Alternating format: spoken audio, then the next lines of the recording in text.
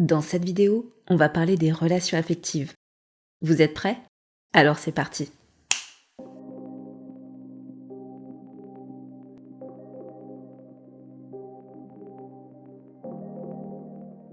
Bonjour et bienvenue à vous qui êtes prêts à changer.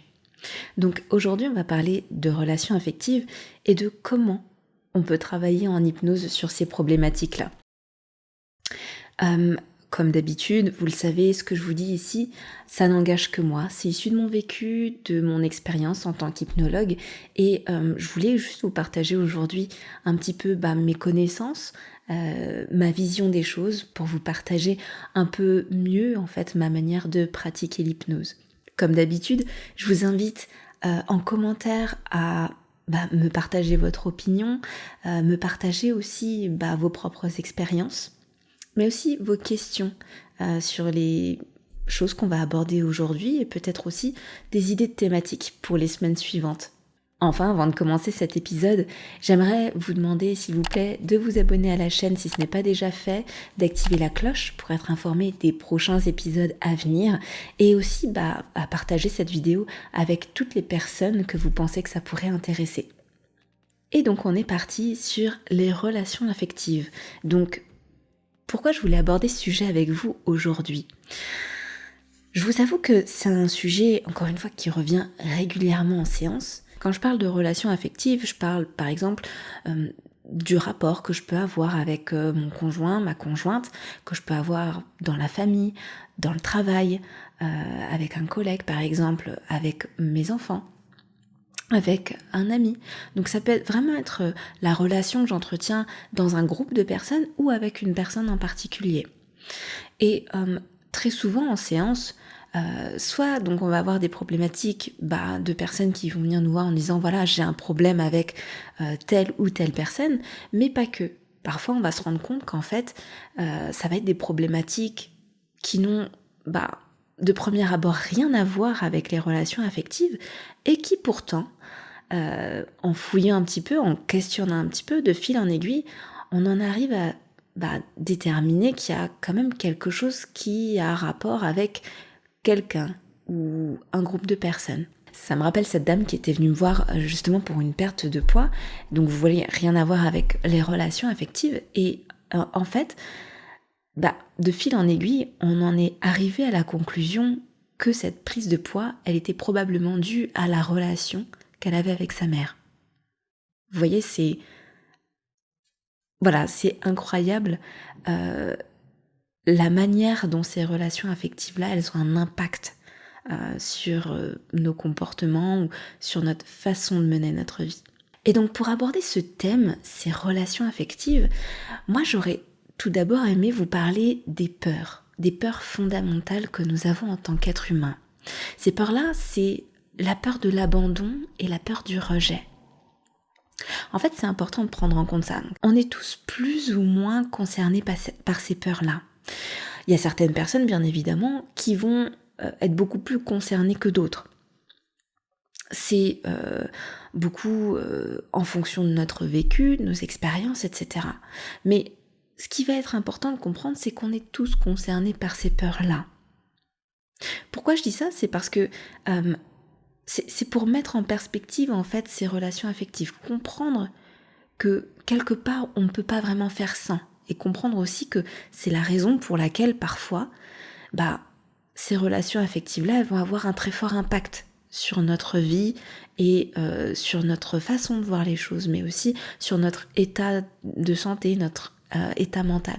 Donc pourquoi on a tous peur? Pourquoi on a tous ces peurs d'abandon et de rejet qui sont inscrites chez nous, presque inscrites dans notre ADN finalement? Eh bien tout simplement parce que l'être humain s'est construit autour des relations sociales. C'est-à-dire que pour survivre, l'être humain a eu besoin de se lier aux autres, de vivre en communauté. Si on en revient à la préhistoire, on avait quand même vachement plus de chances de survivre à plusieurs que tout seul. Rien que pour aller chasser, par exemple, des gros animaux, pouvoir se nourrir.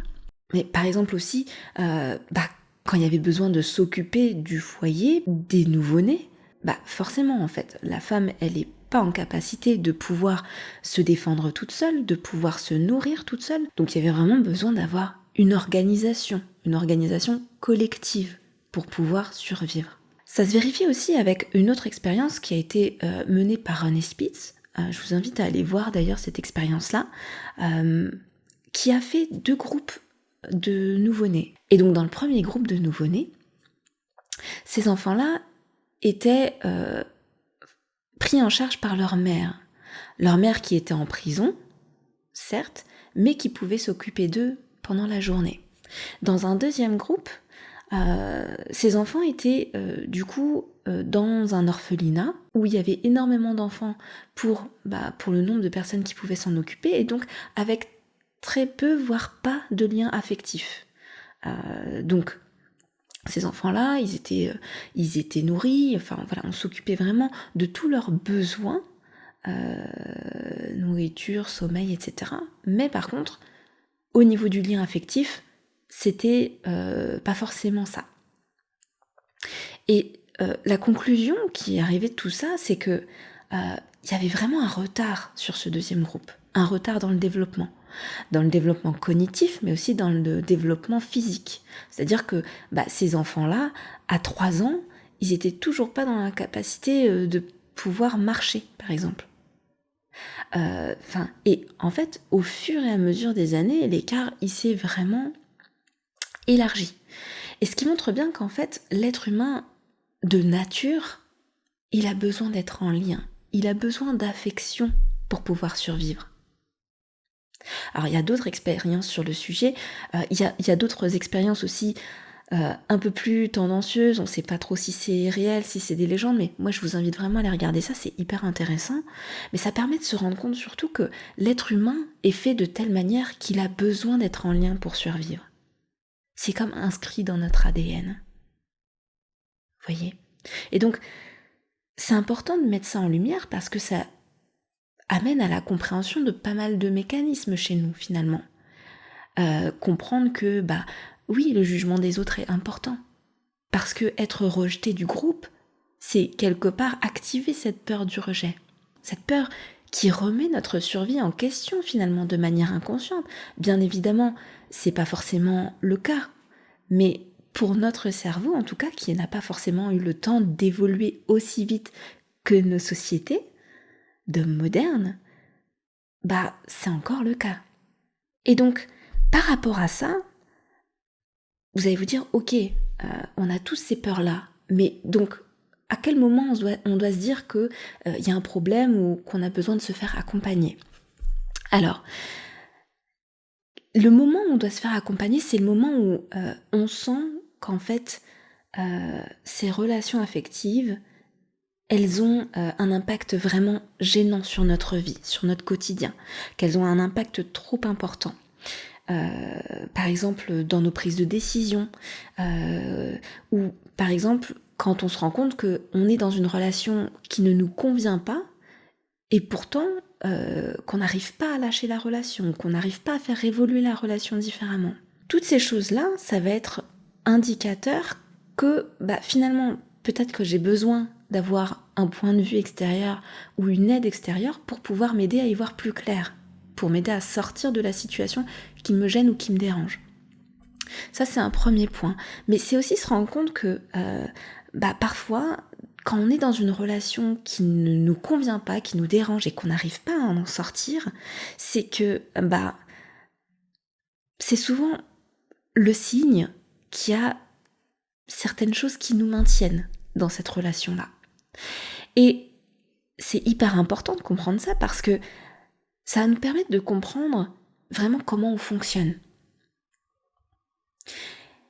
Faire le point sur cette relation, sur le pourquoi on reste dans une relation qui ne nous convient pas, pourquoi on n'arrive pas à faire évoluer une relation qui ne nous convient pas, ça va nous permettre d'en savoir beaucoup plus sur nous, sur comment on fonctionne et sur notre histoire aussi. Et donc, souvent dans l'accompagnement, il va y avoir 3 grands axes qui vont être abordés.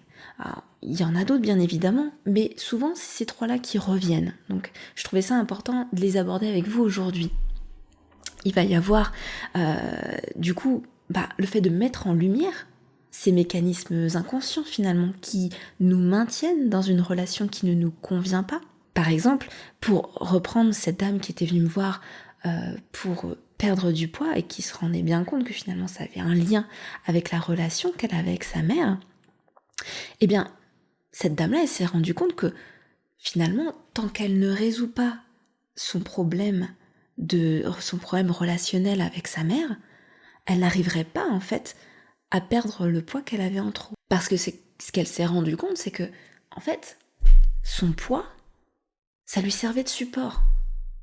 C'est-à-dire que son poids, c'était son support pour pouvoir dire « Ok, ça c'est la preuve réelle qu'il y a quelque chose qui s'est passé et qui me donne le droit de t'en vouloir, qui lui donne le droit d'en vouloir à sa mère.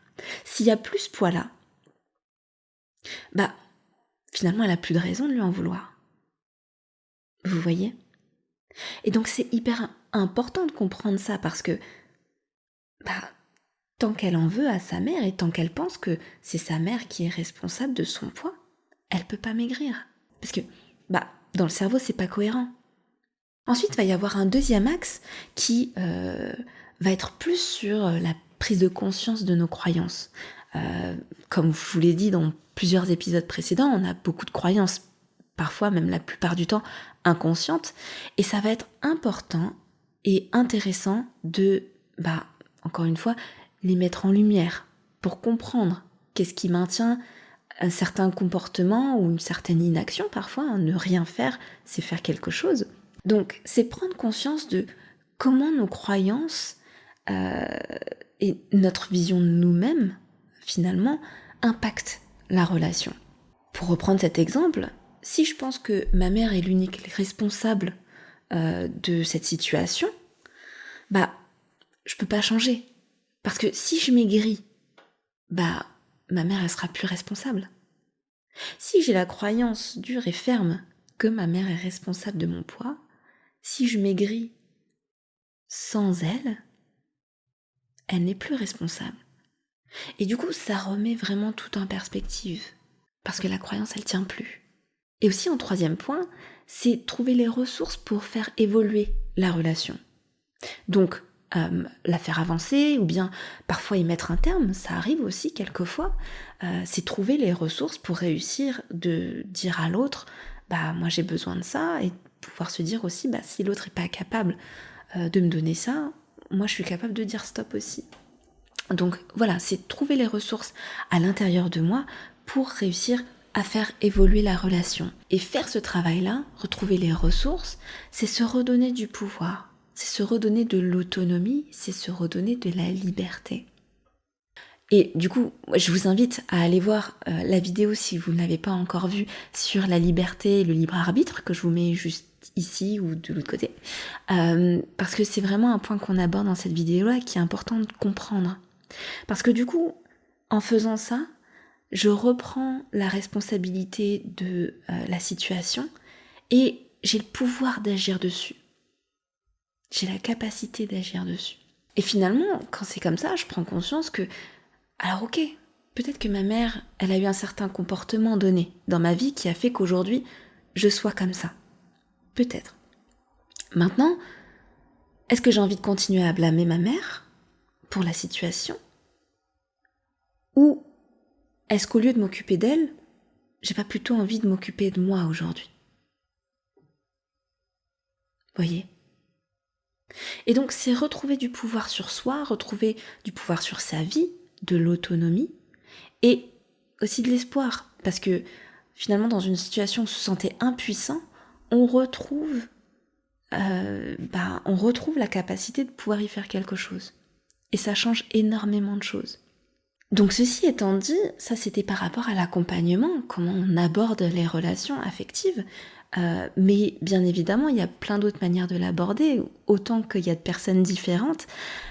Et voilà, aborder ça, c'est déjà mettre en lumière certains points. Je ne sais pas si vous, ça vous aide de votre côté, mais posez-vous ces questions-là. C'est très intéressant de pouvoir réussir à se poser ces questions-là dans des relations qui nous posent problème en ce moment ou qui sont conflictuelles.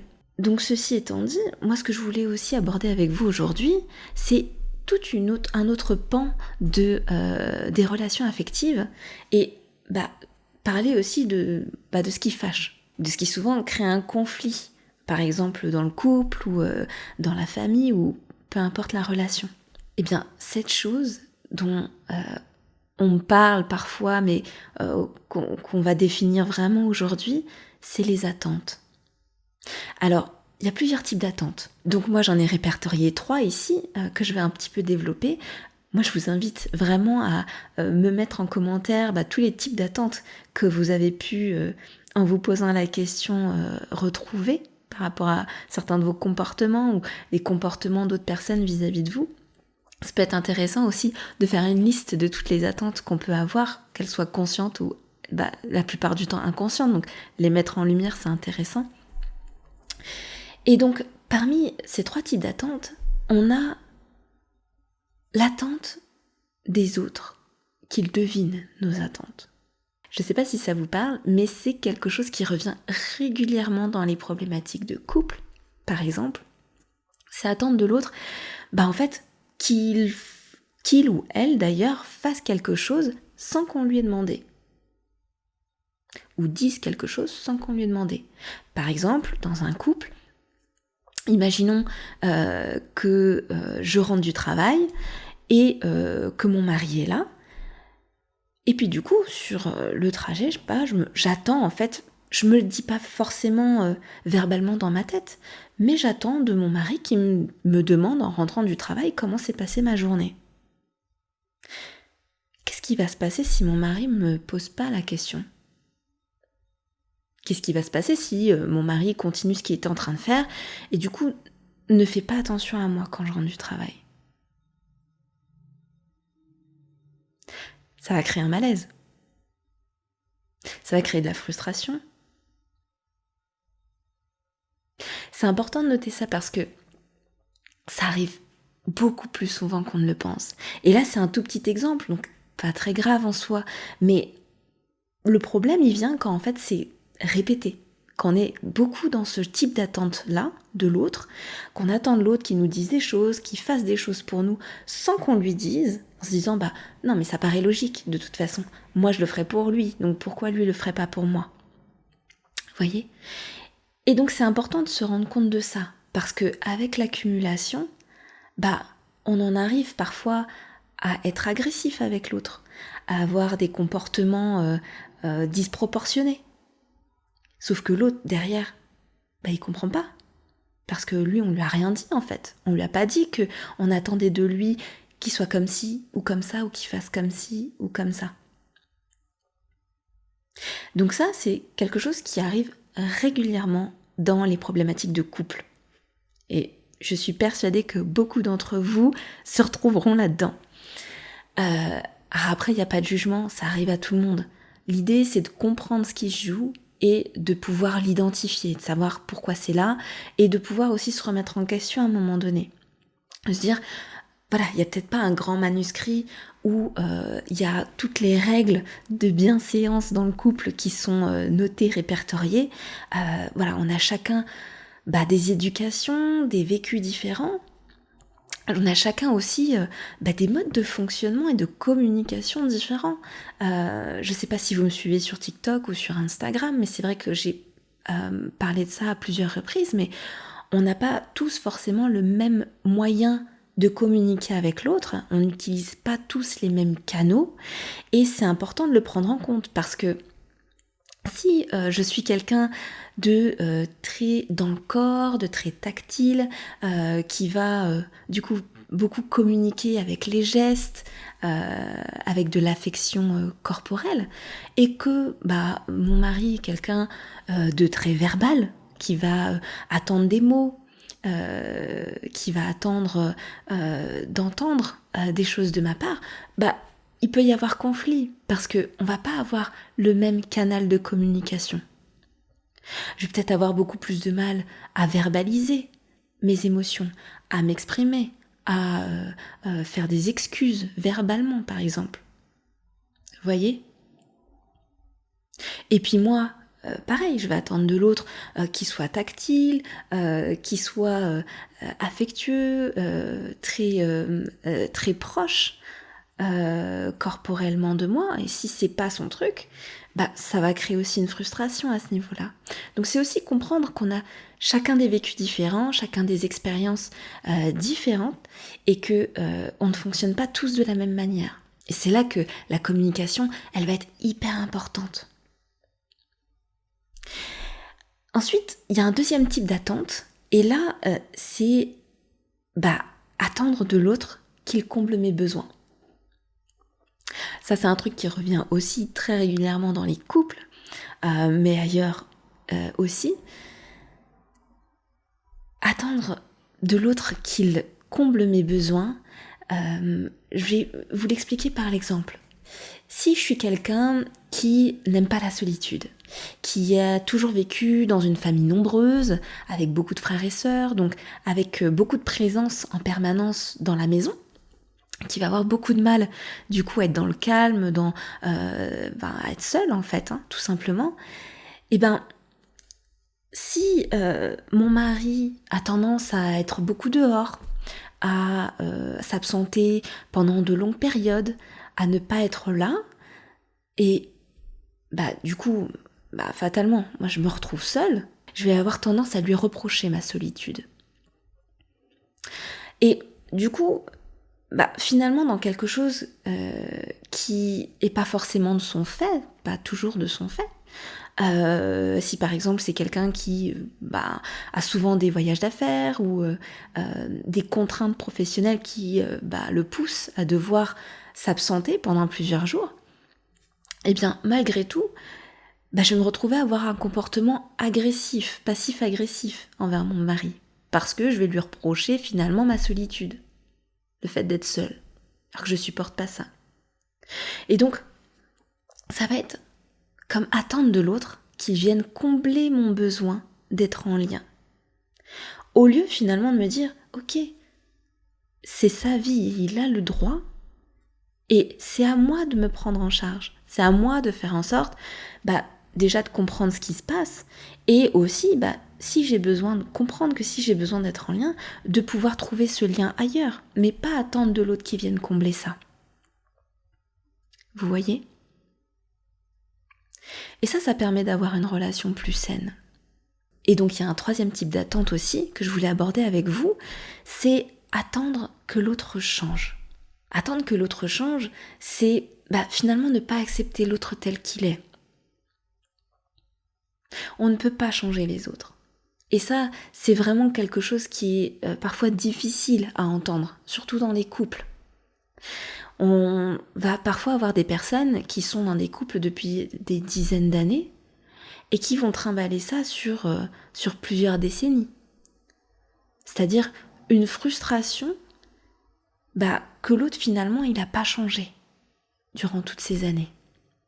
Le pire, c'est quand on a des personnes qui attendent que l'autre change, mais de manière spontanée, c'est-à-dire sans même leur avoir à leur dire. Si on reprend l'exemple de tout à l'heure, avec cette femme et sa mère, ça serait pour cette dame-là d'attendre que sa mère finalement s'excuse. Ce serait de se dire, moi j'attends de toute façon que ma mère s'excuse, et puis c'est pas à moi de lui dire, c'est à elle de comprendre qu'elle a eu un comportement déplacé avec moi 20 années plus tôt. Et donc, en faisant ça, finalement, je donne le pouvoir à l'autre. Vous voyez ? Je perds de mon autonomie en faisant ça, puisque tant que l'autre ne s'excuse pas, je reste bloquée dans ma situation. Je ne peux pas avancer. Et ça, c'est vraiment problématique et ça revient très régulièrement dans les problématiques de relations affectives.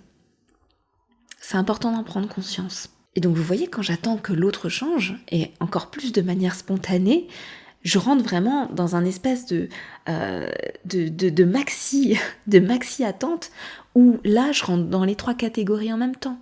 J'attends que l'autre change.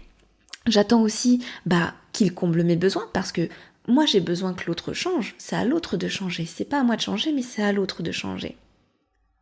Donc moi, j'ai besoin que l'autre change pour aller bien. Et en même temps, j'attends qu'il le devine. C'est pas à moi de lui dire. Ça devrait être logique pourtant. Donc là, on se retrouve vraiment dans quelque chose d'assez gros qui parfois perdure, comme je vous le disais, sur plusieurs années, sur plusieurs décennies. Donc, l'idée, c'est vraiment d'aller fouiller tout ça, d'essayer de comprendre en fait nos comportements, notre manière d'agir avec l'autre, pour que on puisse sortir de tout ça. Souvent, la communication, ça aide beaucoup. Mais ça implique forcément de mettre son ego de côté. Et donc là, l'hypnose, elle va être hyper intéressante à ce niveau-là. Donc, comprendre que les attentes, elles ont un rôle important à jouer dans des relations affectives qui sont détériorées, c'est important parce que, vous savez, encore une fois, je vous le dis souvent sur TikTok et sur Instagram, le mal-être, il est souvent lié au décalage entre mes attentes et la réalité. Quand je déplace mes attentes, que je ne les mets plus sur l'autre, mais que je les rebascule dans mon champ d'action, dans quelque chose sur lequel j'ai eu pouvoir d'agir. Ça change pas mal de choses, parce que je récupère de la liberté, de l'autonomie et l'espoir que les choses changent. Je récupère du pouvoir sur ma situation.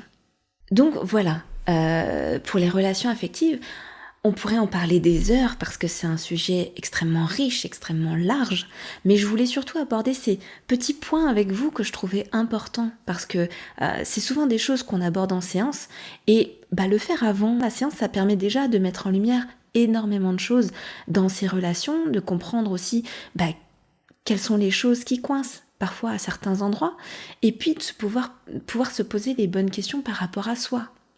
De remettre les choses en perspective, de prendre un peu de recul, comme je vous disais dans les précédents épisodes, pour voir sur quoi on peut agir. Quand on arrive à mettre son ego de côté dans la relation, très souvent, le système s'adapte. C'est-à-dire que les autres autour vont se mettre eux aussi à changer, à s'adapter au travail que vous faites sur vous.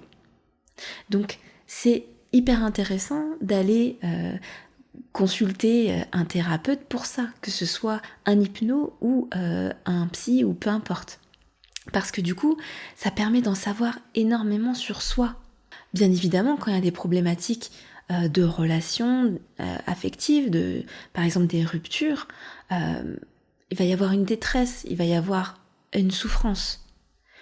C'est hyper important de travailler là-dessus, mais vous vous rendez bien compte par rapport à tout ce qu'on a vu avant que ça va pas s'arrêter juste à ça. Ça prend en compte énormément de choses. Et finalement, moi j'aime bien reprendre cette métaphore de l'iceberg. Vous savez, il y a cette partie visible et puis il y a cette partie sous l'eau, invisible. Moi je vois ça un petit peu comme la partie visible conscient, ce qui est observable, ce qui est quantifiable, ce qui est mesurable, et puis la partie invisible, tout ce qui va être inconscient, ce qui ne se voit pas. Tout ce qu'on fait sans vraiment se rendre compte finalement de pourquoi on le fait. Vous voyez ? Et faire un travail sur soi, ça permet de mettre en lumière cette partie-là, de comprendre pourquoi on fait ce qu'on fait. C'est pas se juger, se dire que c'est pas bien ou que c'est bien, que c'est mal. C'est pas ça du tout l'idée. C'est juste de pouvoir le mettre ça en lumière pour se redonner du pouvoir sur ces choses-là. Se dire, ok, je sais que je suis comme ça, je sais que je fonctionne comme ça. Mon histoire fait que ça se passe comme ça. Maintenant, qu'est-ce que j'ai envie d'en faire ? Et faire un travail sur soi, ça fait vraiment passer ses relations à un niveau différent, à un niveau supérieur. Voilà, j'espère que cet épisode sur les relations affectives vous aura plu. En tout cas, si c'est le cas, pensez bien à me lâcher un petit like, un petit pouce pour m'aider, ça m'aide énormément, et à partager cette vidéo avec toutes les personnes que vous pensez que ça pourrait intéresser. En tout cas, je retrouve tous les abonnés premium dans la seconde partie de cette vidéo pour la séance d'hypnose, et je vous dis merci pour votre écoute et à très bientôt sur Hypnarium.